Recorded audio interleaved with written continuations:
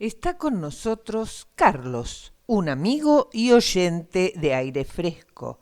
Bienvenido y muchas gracias por sumarte. Como ya sabes, una de las cosas que se propone en nuestra asociación a través de Aire Fresco es encontrar y entrevistar a personas resilientes para que nos cuenten de su experiencia, para que nos contagie su espíritu de no rendirse y seguir adelante. Y como te consideramos un resiliente, es que te invitamos a charlar. Buenas tardes, Estela, buenas tardes a todos los oyentes de Aire Fresco. Mi agradecimiento por la posibilidad de compartir este momento, de este espacio con ustedes. Hoy el tema que nos ocupa un poco es la resiliencia y de repente me puse a pensar que en realidad todos somos un poco resilientes porque constantemente por el tipo de vida que nos tocó llevar, más en una sociedad como la nuestra, te tenés que reinventar prácticamente todos los días. En esa búsqueda de camino hacia lo que puede ser la felicidad o trocitos de felicidad, ¿no es cierto?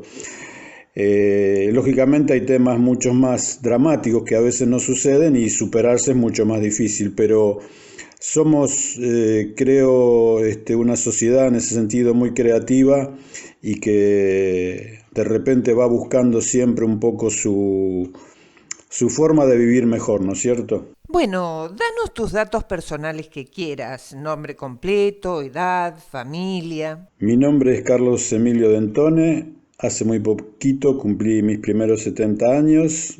Estoy casado con Cristina. Tengo un hijo de 28 años que está viviendo en Escocia en este momento, hace un par de años, un poquito más. Y bueno, he estudiado administración de empresas y prácticamente mi vida giró en base a este tipo de trabajos, a la administración en distintas empresas, ¿no es cierto? Vivo en la ciudad de Quilmes, en el conurbano sur de la provincia de Buenos Aires. Para saber en qué momento te recreaste, decinos de qué te ocupabas antes, entre los 20 y los 40 o 50 años. Como te contaba al principio, Estela, creo que uno se reinicia, se recrea, se reinventa un poco cada día, pero hay situaciones que, como te decía también, son muy difíciles, muy duras, y es ahí donde uno pone a prueba justamente lo que llamamos su resiliencia. En el año 2000 y teniendo yo 50 años, después de 30 años de haber trabajado en la misma empresa, finalmente con un muy buen cargo, fui despedido y empezó una nueva vida para mí porque uno siente un lugar de confort cuando trabaja muchos años en una empresa y está relativamente bien, ya sea en lo laboral como en lo económico. Mi esposa en ese momento trabajaba también en la misma empresa y al año de mi despido vino el despido de ella, con lo cual todo se nos complicó. O sea, la parte social, la parte económica, tiempos de nada, tiempos de espera, de silencio, y a partir de ahí, por querer conservar de alguna manera lo que fueron nuestros ahorros de vida, que eran el pago de las indemnizaciones, hicimos plazo fijo en el banco o algunos plazos fijos en el banco y de repente vino la época del corralito, con lo cual nos dejó prácticamente un poco fuera de vida, ¿no? Porque bueno, era como que recibíamos palos de todos lados, además de los problemas que cada uno puede llevar consigo, ¿no es cierto? Fue un momento muy duro, realmente muy duro, pero bueno, también siempre en esos momentos duros alguien decía que tras una crisis hay una oportunidad, ¿no es cierto? ¿Qué pasó entonces? ¿Cuál fue tu crack? ¿Cuál fue ese momento en que te dijiste, hay que volver a empezar? ¿Y a qué te dedicaste? Y sí, la vida es ese volver a empezar. Por eso yo digo que es un poco continuo volver a empezar, pero bueno, ese momento tan difícil, una de las cosas que me pasaba a mí era que no podía dormir, no podía conciliar el sueño, y entonces me pasaba muchas noches desvelado, digamos. Y bueno, ahí empezó, yo digo, el comienzo de este volver a empezar, porque a mí siempre me había gustado escribir para mí, para dejarlo en un archivo, para dejarlo en un cajón o tirarlo. Y para aprovechar esas noches de insomnio, volví a escribir de alguna manera, ya con otra, digamos, con otra mentalidad, si se quiere, porque en realidad estaba expresando un poco todo lo que me estaba pasando a mí o lo que le podía pasar a cualquier desocupado o cualquier persona que no llegara a fin de mes o cualquier persona que tuviera algún tipo de problema. Y cuando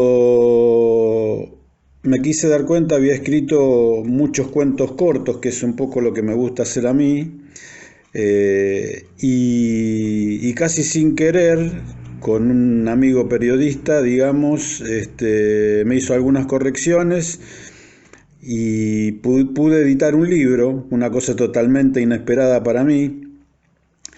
Y bueno, siendo muy lindas las presentaciones de ese libro, una cosa que no me esperaba, que no me imaginaba, que me estaba, digamos, devolviendo parte de lo que yo de alguna forma le había dado a la vida, ¿no? Porque recibí mucho afecto, además de editar un libro, recibí mucho afecto de amigos, de familias y hasta de gente desconocida.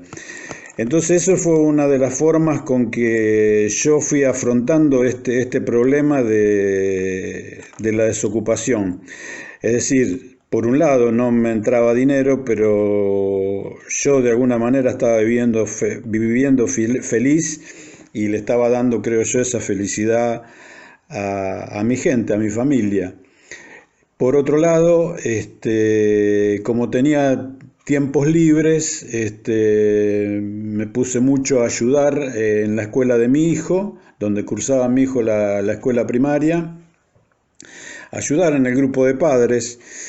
Y bueno, y entre otras cosas hacíamos festivales, yo me dediqué un poco a eso, a organizar festivales, a organizar peñas, en fin, todo para recaudar dinero para la escuela.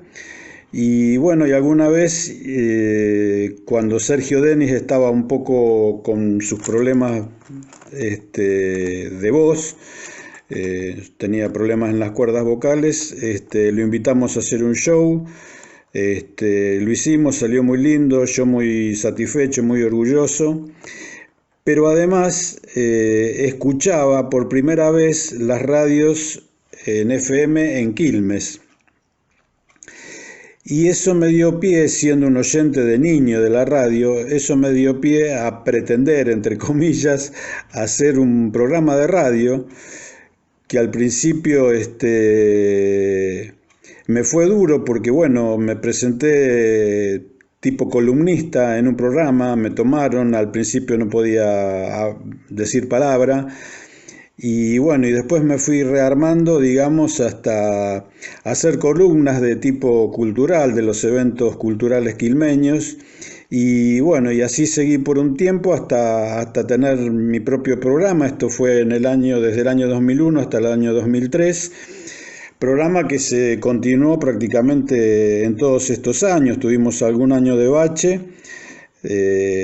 O de no hacerlo, digamos, pero bueno, un programa que tenía muchos columnistas, donde siempre teníamos entrevistas en el piso y donde aprendí muchísimo y hoy creo que es uno de mis grandes amores, diría yo, tanto el escribir como el poder hacer un programa de radio. Estela, también tengo que aclararte y aclarar a tus oyentes que todas esas actividades que yo hacía, por supuesto, no eran remunerativas, o sea, yo no ganaba un peso, sino generalmente tenía que poner de algo que habíamos guardado de nuestras indemnizaciones y yo, bueno, en el término de esos años empecé a tener otro tipo de trabajo, siempre relacionados con la administración, pero bueno, ya con otros sueldos, con otros puestos. Y de repente lo que de alguna manera me olvidaba decirte es que parte de ese rehacer tiene que ver, de rehacerse, tiene que ver un poco con una condición interna de uno, con algo que le podemos llamar espiritual, porque nada superó a escribir un cuento, por ejemplo, que fue el que le dio título a ese libro que te mencioné. Ese cuento se llamaba Me olvidé del mundial y fue un escrito que de alguna manera lo dediqué, lo hice por mi hijo, y eso es una satisfacción que no tiene precio, y eso creo que es parte de la reinvención de uno también, porque uno puede estar toda una vida trabajando bien, ganando buen dinero, pero quizás este tipo de cambios, donde uno vive en una condición social y económica distinta, te da unas satisfacciones que son incomparables. Ese libro, ese cuento especialmente, un cuento que fue leído también en radio, que en algunos casos fue premiado, bueno, es una satisfacción que no se compara prácticamente con nada y que de repente si tuviera que repetir circunstancias, repetiría esto, ¿no es cierto? Así como el hacer radio te da muchas posibilidades de conocer gente distinta a la actividad normal de uno durante 50 años.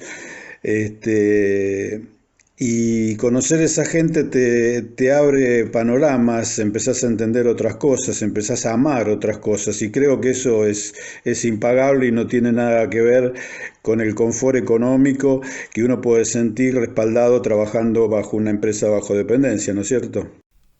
Y volviendo a este momento, a este 2020, ¿qué te dejó este año pandémico? Este año 2020 te puedo asegurar que por un lado me dejó mucha tristeza, vivo un poco con la tristeza que creo que vivimos todos, porque nadie puede naturalizar tantas muertes, tantas enfermedades, tanta gente sufriendo, tanta gente bajo una línea de pobreza espeluznante, digamos. Creo que no, este año no me hizo feliz en muchos sentidos. Fundamentalmente todo lo desconocido, todo lo que no hay una cosa cierta.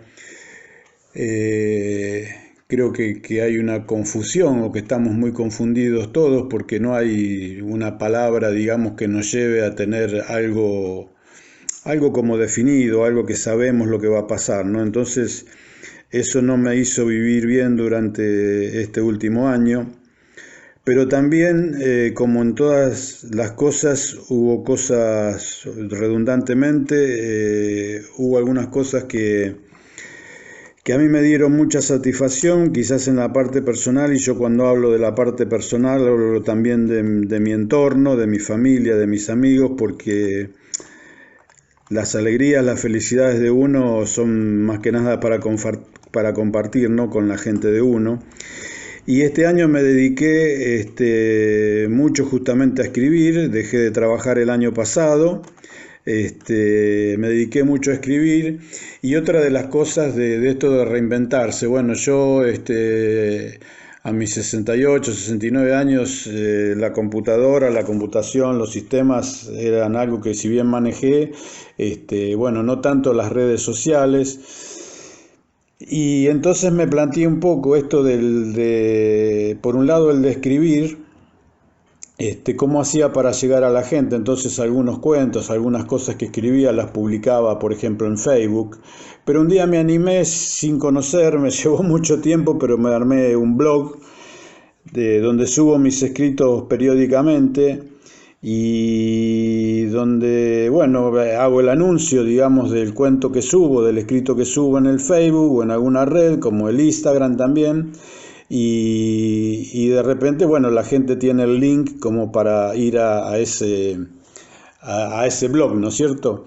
Con la sorpresa, pero la sorpresa es esto que venimos hablando, el hacerse fuerte casi sin darse cuenta, te da oportunidades, ¿no? Y yo me encontré que en el mes de noviembre, el blog lo abrí en febrero del 2020, el blog de escritos, y en noviembre del 2020, cuando miro las estadísticas, habían visitado la página 2.700 personas.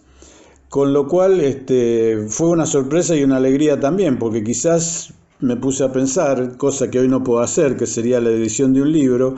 Quizás haciendo un libro no te llega a leer tanta gente, ¿no? Así que bueno, es un poco de vanidad, de orgullo personal, pero bueno, lo que vale decir acá es la construcción de ese blog, que quizás lo hice muy rudimentariamente, pero salió, está, y vamos a ver si el año que viene lo puedo seguir, porque viste cómo son las cosas hoy también. El primer año todo es gratis, pero el segundo ya tenés que pagar. Así que bueno, estoy mirando un poco eso. Pero muy contento también, como te digo, sorpresivamente, con muchas visitas, con muchas palabras alentadoras, y eso también, el aliento del otro es lo que te hace también sentirte fuerte, seguro y con ganas de seguir. Y por otro lado, este año que no pensaba hacer radio, un colega de acá de una radio quilmeña también me invitó a hacer su programa, el cual prácticamente compartimos los dos. Tiene el mismo tinte que siempre hice yo, de tinte cultural, y lo estamos haciendo los días sábados, pero por teléfono. Es una cosa que vos sabés, Estela, que no hay como estar en un estudio y tener el micrófono frente a uno, pero bueno, el hecho de hacerlo telefónicamente y con entrevistas también nos da la posibilidad de seguir conectando con gente, seguir conociendo gente y saber de toda esa parte que yo te decía al principio, cómo se reinventó toda la gente, especialmente en lo que es la música, en lo que es el teatro, en todo lo que es el arte, porque cada uno de alguna manera se ubicó en algún lugar donde pudo mostrar lo suyo y no estar esperando que alguien con una varita mágica le solucione problemas. Así que por un lado muy triste, como te dije al principio, pero por el otro lado feliz con todo esto del blog y de poder seguir haciendo radio, que es lo que, como te dije antes, uno ama, ¿no es cierto? Muchas gracias, Carlos. ¿Y qué te parece si te despedimos con un hasta pronto? Sí, por supuesto, Estela, será un hasta pronto. Contento de haber estado compartiendo este aire fresco con vos, con tus oyentes, con tu gente. Bueno, como mensaje último, decirles que en ese reinventarse está parte del secreto de la vida, creo yo, porque el reinventarse no es solamente cambiar alguna cuestión, sino es buscar dentro de uno qué es lo que queremos ser, y si eso no lo podemos llevar a cabo para un sustento de vida, por lo menos hacer un poquito de eso, aunque sea para nuestra satisfacción personal, nuestra satisfacción espiritual. Creo que todos llevamos adentro algo que quizás no conocemos y que puede ser provechoso para el prójimo, para nuestra familia, para nuestros amigos.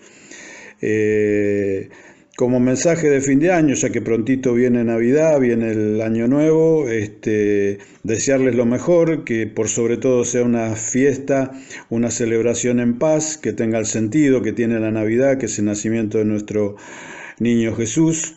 Que el año 2021 sea un poco diferente en cuanto a todos los problemas de pandemia que hemos sufrido, y que en cada uno de nosotros también está el poder llevar a cabo cualquier tipo de problemas. En otro no lo vamos a encontrar. Es simplemente sentarse algún día frente al espejo también y mirarnos firmemente a la cara, ser conscientes y ser honestos con nosotros mismos para sacar lo mejor de nosotros. Un saludo para vos, Estela Grande, un saludo para toda tu audiencia que siempre te sigue. que nos ilumina con los consejos tuyos y con la gente que de repente invitás y nos van dejando sus experiencias. Así que muchas gracias a todos y sigamos adelante con Aire Fresco. Para quienes quieren leer los cuentos de Carlos Dentone, pueden encontrarlos entrando a su blog leeryescribir.data.blog. Les repito, leeryescribir.data.blog.